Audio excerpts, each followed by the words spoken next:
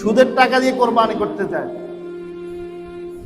অসৎ পথের হারামের টাকা দিয়ে কোরবানি করতে যায়, এই কোরবানি কোনোদিন আমার আল্লাহর কাছে কবুল হবে?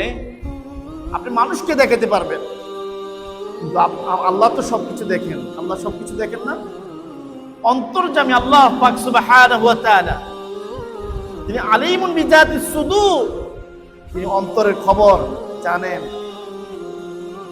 আপনার অন্তরের মধ্যে কি আছে, কি নেক নিয়ত আছে, কি ফরিয়াদ আছে, সমস্ত কিছু আমার আল্লাহ জানেন।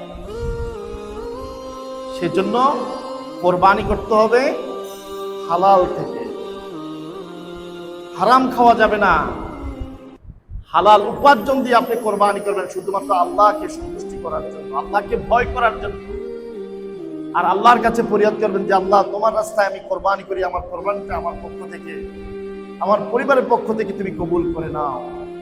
সেই দোয়াটা আমার আল্লাহর কাছে করতে হবে।